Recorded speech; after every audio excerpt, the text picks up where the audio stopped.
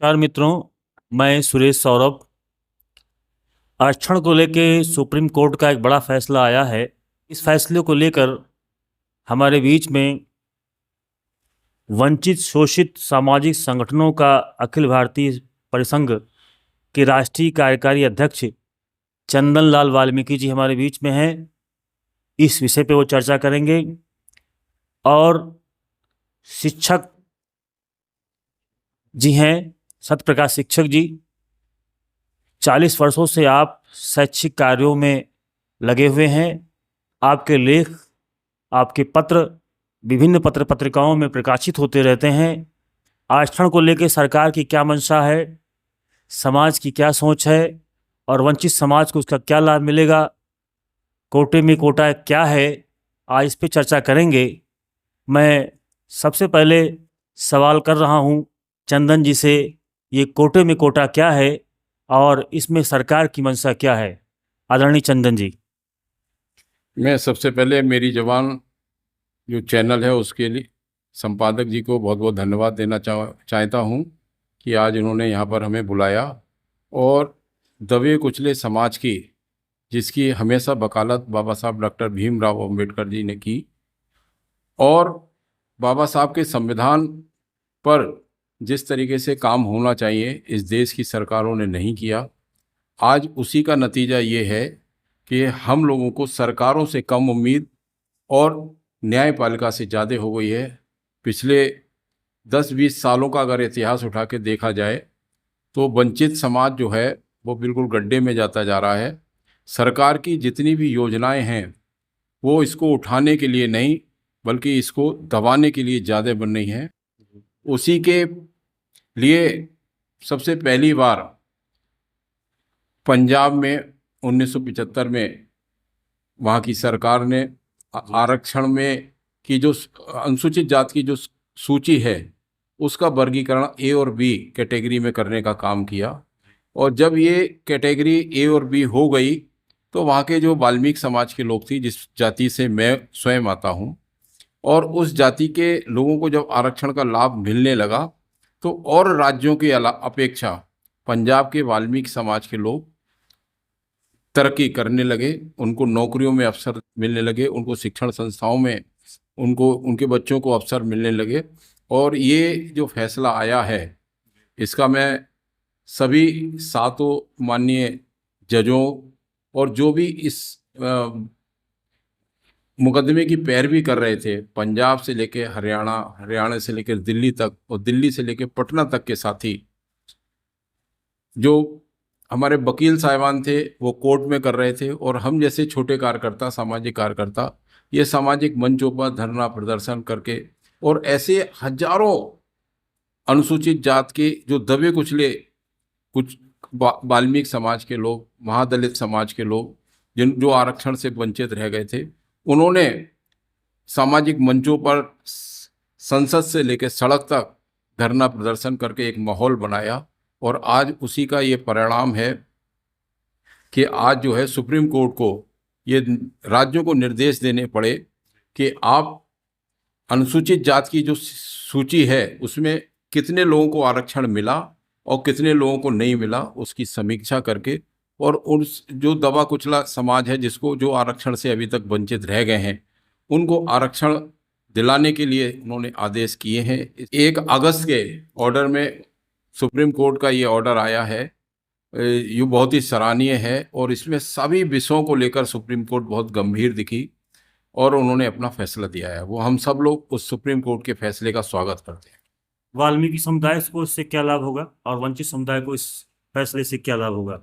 देखिए, कोर्ट में भी एक माननीय जज ने कहा है कि किसी भी क्रीमी लेयर का जो अनुसूचित जात का व्यक्ति है उसकी तुलना एक सफाई पेशे या मैला ढोने वाले परिवार से नहीं की जा सकती है।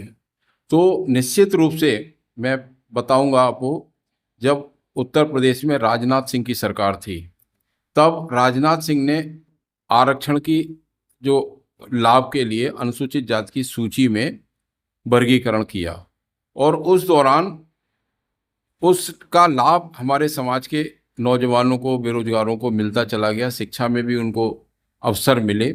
लेकिन जैसे ही मायावती की उसके बाद सरकार आई और उन्होंने इस कानून को पलट दिया, अपनी विधानसभा में प्रस्ताव पास कराया कि ये गलत है कि उनका, चूंकि उनकी जाति के लोग ज़्यादा पढ़े लिखे, ज़्यादा अवसर मिले, इसलिए उनकी जाति के लोग आज बहुत ज़्यादा तरक्की कर रहे हैं।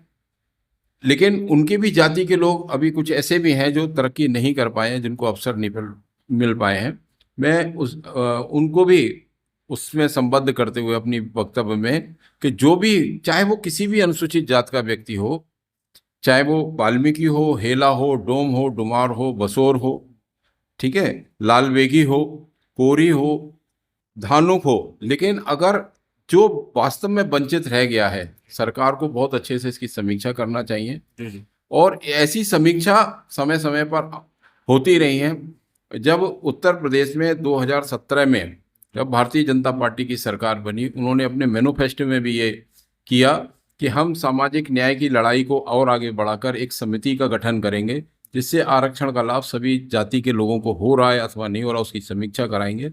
और माननीय रमापति शास्त्री जी जो तत्कालीन समाज कल्याण मंत्री थे, उनकी अध्यक्षता में एक वो कमेटी बनी, लेकिन आज भी उसका भारतीय जनता पार्टी की सरकार ने उसको लागू नहीं किया, वो पेंडिंग है। अब मुझे ये उम्मीद जगी है कि माननीय मुख्यमंत्री योगी आदित्यनाथ जी इस फैसले को लेकर, जो सुप्रीम कोर्ट का फैसला आया है, इसको लेकर सामाजिक न्याय समिति को लेकर और हम जैसे सामाजिक कार्यकर्ताओं को बुलाकर एक बैठक जरूर करेंगे और ये जल्दी से जल्दी लागू कराने के लिए हम लोग सारे अपने जनप्रतिनिधियों से, सामाजिक संगठनों के लोगों से, ट्रेड यूनियन के लोगों को ये अनुरोध करेंगे कि वो माननीय मुख्यमंत्री जी इसको लिखें, वार्ता करें और सरकार इसको जल्दी से जल्दी लागू कराए।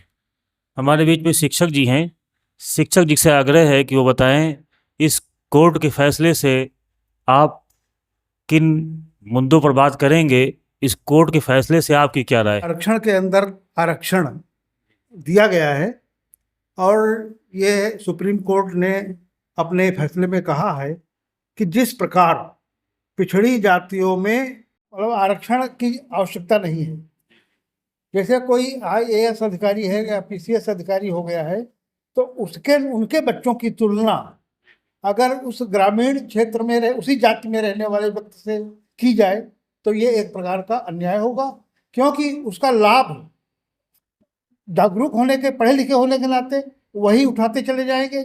यही सोच करके पिछड़ी जाति में भी ये किया जा चुका है कि क्रीमी लेयर, जैसे कुछ जातियां हैं, पिछड़ी जाति का मैं होने के नाते, जैसे जहाँ तक मुझे याद है कि जैसे कुर्मी जाति है, जाट हैं, ये सब पिछड़ी जाति में आते हैं, लेकिन ये इनके पास पहले से जमीनें हैं, इनके पढ़े लिखे लोग हैं। और वहीं पर कुछ जातियां जैसे नाई हैं, तेली हैं और बढ़ई हैं, इन जातियों के बच्चे बहुत पिछड़े हैं। तो इसलिए ये कहा गया कि कोटे के अंदर कोटा दे करके कि इनको हक दिया जाए जो वंचित रहे हैं। हमको लगता है कि यही सोच करके अब अनुसूचित जाति के वर्ग में भी ये देखा गया है कि कुछ जातियां बहुत हाई फाई हो गई और उनमें कुछ जातियां जहां तक आरक्षण, जबकि आरक्षण का मतलब ये है कि सामाजिक न्याय का जरिया है। आरक्षण जो है वो एक सामाजिक न्याय का जरिया है और इसका लाभ हर वर्ग को मिलना चाहिए।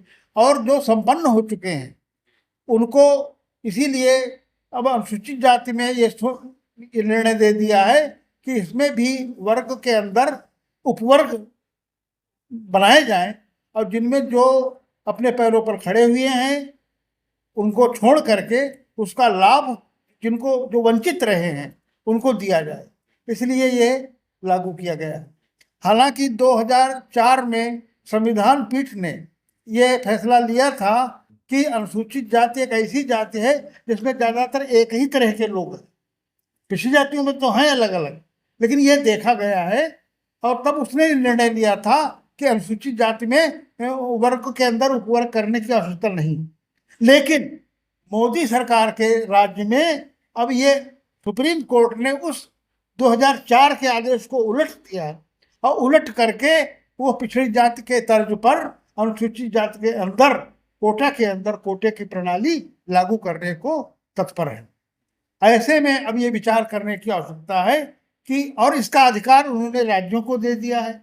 वैसे तो आरक्षण बढ़िया चीज है, लेकिन अगर किसी नियम को, कानून को, अगर कोई राज्य, जब सत्तारूढ़ जहाँ जहाँ जिन राज्यों की सरकारें हैं, अगर वो ये सोचेंगी कि इसमें हमको कितना लाभ होगा इस कदम उठाने से, तो कुछ उठाएंगी और कुछ नहीं उठाएंगी। ऐसी स्थिति में इसका दुरुपयोग होगा। और जब किसी, चाहे कितना कल्याणकारी कार्यक्रम हो, कल्याणकारी योजना हो, अगर उसका दुरुपयोग जहाँ पर होता है तो वहाँ पर अन्याय ही होता है। तो इस हमारी दृष्टि से एक तरफ तो ये बहुत अच्छा है, ये कदम बहुत अच्छा है कि अनुसूचित जाति के जो वंचित हैं, जो पिछड़े हैं, जो उसका लाभ नहीं जिनको मिला है, उनको लाभ देने के लिए सरकार तत्पर है, तो अच्छा है। लेकिन मेरी समझ में तो ये है, पूरे देश के लिए एक कानून होना चाहिए।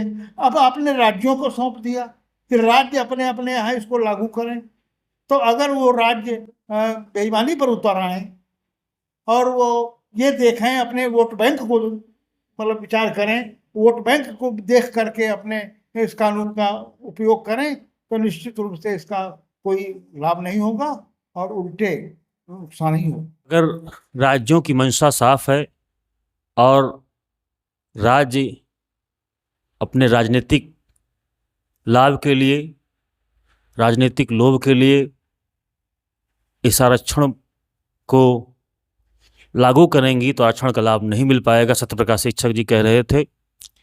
इस आरक्षण से वंचित समाज को और क्या लाभ है, और चंदन जी का परिसंघ इसे किस आईने से देखता है, और इनका परिसंघ इस आरक्षण के लिए क्या लड़ाई लड़ता है, चंदन जी से आग्रह है, जवाब दें। भाई सौरभ जी, जैसा कि शिक्षक जी ने बताया कि अगर राज्य नहीं चाहेंगे तो इस सुप्रीम कोर्ट के आदेश का कोई महत्व नहीं है। सुप्रीम कोर्ट एक सर्वोच्च देश की संस्था है। अगर उसने ये निर्णय लिया है, उसने ये परीक्षण किया है, उसने ये अध्ययन करके ये निर्णय लिया है कि कोटे के जिस समाज को अभी तक आरक्षण का लाभ नहीं मिला और उसको मिलना चाहिए, तो मैं नहीं समझता ये लोकतंत्र है। राहुल जी विपक्ष के नेता हैं, तीसरी देश की सबसे बड़ी पार्टी समाजवादी पार्टी है। मैं दोनों नेताओं से, आदरणीय राहुल जी से भी अनुरोध करूंगा और आदरणीय अखिलेश जी से भी अनुरोध करूंगा, मैं उन मुख्यमंत्रियों से भी अनुरोध करूंगा आपके माध्यम से कि जिन जिन प्रदेशों में भारतीय जनता पार्टी की सरकार नहीं है, क्योंकि सरकार ने भी अपना पक्ष हम लोगों के पक्ष में दिया है, वंचितों के पक्ष में दिया है, इसलिए ये पूरे देश के नेताओं की ये जिम्मेदारी है कि बाबा साहब ने अगर कानून बनाया है, बाबा साहब ने संविधान बनाया है और उसमें आरक्षण की व्यवस्था बाबा साहब ने करी है, अगर बाबा साहब को माननीय अखिलेश जी, बाबा साहब को मानने वाले राहुल जी, बाबा साहब को मानने वाले अगर और भी मुख्यमंत्री हैं तो इस कानून का विरोध नहीं करेंगे।